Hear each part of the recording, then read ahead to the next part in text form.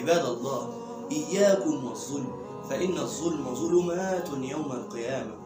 يعني لا تشك في أحد وتظن به سوء، ما تقولش ده الراجل ده أنا حاسس اللي هو اللي عملها. لو حاجة مثلا حصل لك أصابك أي أمر من أمور الدنيا، لا تقل والله ده أنا شاكك في فلان، هو ما فيش إلا هو، لا تقل ذلك. إن بعض الظن إثم، إن بعض الظن إثم. يعني ممكن تظن فيه شر ويطلع غير كده خالص، ويطلع لا هو اللي عاملها ولا هو اللي جنبيها ولا هو كان هنا أصلا. فالظلم ظلمات يوم القيامة. وإياكم ودعوة المظلوم. دعوة المظلوم مجابة، دعوة المظلوم مجابة. يروى أن سعيد بن زيد بن عمرو بن نفيل خاصمته رضي الله عنه، خاصمته أروى بنت أوس، وقالت لمروان بن الحكم إن سعيدا أخذ شيئا من أرضي. فقال مروان، فذهبوا إلى سعيد وجاءوا به إلى مروان، قال إن أروى تخاصمك، وادعت أنها هي الولية الأروى دي ادعت أن سعيدا أخذ شيئا من أرضها. قال سعيد كنت آخذ من أرضها شيئا بعدما سمعت من رسول الله صلى الله عليه وسلم. فقال مروان ماذا سمعت من رسول الله صلى الله عليه وسلم؟ قال سمعت رسول الله صلى الله عليه وسلم يقول. أولا قبل أن أقول الحديث صلي على النبي.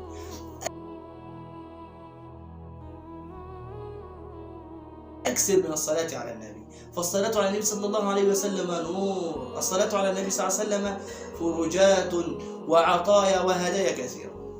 المهم أنه قال سمعت رسول الله صلى الله عليه وسلم يقول، رسول الله صلى الله عليه وسلم يقول من أخذ شبرا من الأرض ظلما طوق به إلى 7 أراضين. فقال مروان بن الحكم لسعيد ما أريد بينة غير ذلك، يعني أنا مش عايز منك مش عايز منك بينة بعد اللي أنت قلت ده خالص.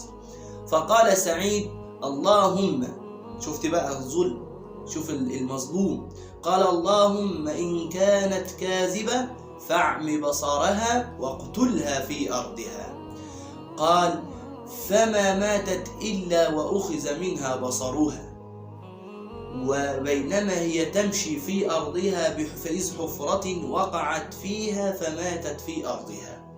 وفي رواية لمسلم قال كانت تتحسس الجذور، تلتمس الجذور، كان بتحط كده مش عشان عمية، كانت تلتمس الجذور حتى إذا جاءت في بيت، يعني البيت التي خاصمت فيه سعيد، وإذ هناك ببئر فوقعت في البئر فكانت البئر قبرا لها، وقعت في البئر فكانت البئر قبرا لها.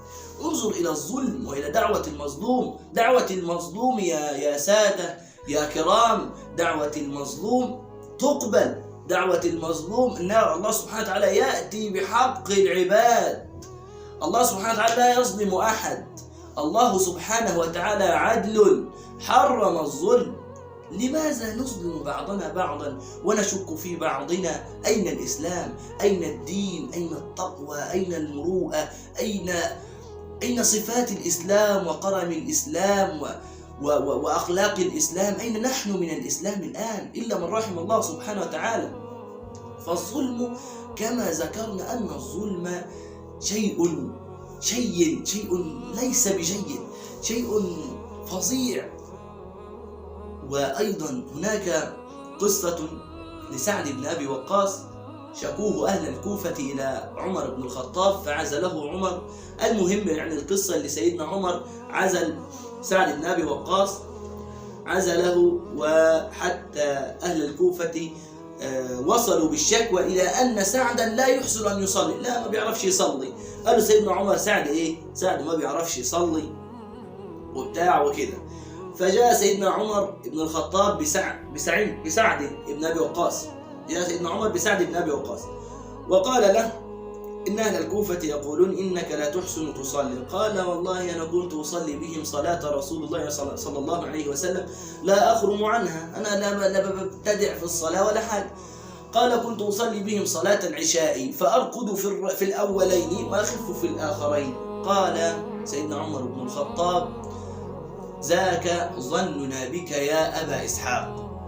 المهم سيدنا سعد بن أبي وقاص ذهب إلى الكوفة، وأرسل عمر بن الخطاب رضي الله عنه معه رجلا أو رجالا يسألون أهل الكوفة، قالوا لم يدعوا مسجدا في الكوفة إلا وسألوا عنه فأثنوا أهل الكوفة على سعد خيرا.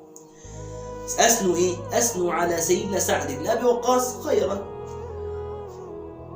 فذهبوا إلى مسجد لبني عبس وسألوا فيه، فقام رجل يقول لولا أنك أنشدتنا، يعني أنت يا أخي لو ما حلفتناش، زي بالطريقة الناس دول اليومين دول بيقولوا إيه، لو أنت ما حلفتناش أنا ما كنتش هقول، ده أنا شايل في نفسي ومش راضي والله، إنما ده الراجل ده وفيه واللي عمل واللي سوى هو ما عملش ولا سوى ولا شافه أصلا.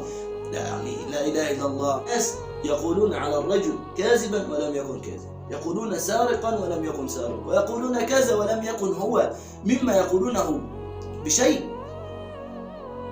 فقال لولا أنك أنشدتنا فإن سعدا لا يسير بالسرية ولا يقسم بالسوية ولا يعدل في القضية. 3 حاجات. والله يا عم الحاج ده سيدنا سعد ده لا بيسير في السرية ولا يقسم بالسوية ولا يعدل في القضية. فقال سعد فأنا داع ب3، والله أنا داع بإيه؟ ب3 حاجات. اللهم إن كان عبدك هذا اللي قام ده هو من مسجد بني عبس، اللهم إن كان عبدك هذا كاذبا قام رياء وسمعة فأطل عمره. أول دعوة أطل عمره وأطل فقره وعرضه للفتن. لا إله إلا الله. أطل عمره وأطل فقره وعرضه للفتن. 3 دعوات. قال فكان هذا الرجل يسمى اسمه أسامة ابن قتادة الذي قال عن سيدنا سعد كذا. أسامة بن قتادة يقال إنه كان إذا سئل يقول رجل كبير أصابتني دعوة سعد، رجل كبير أصابتني إيه؟ دعوة سعد. وقال الراوي اللي روى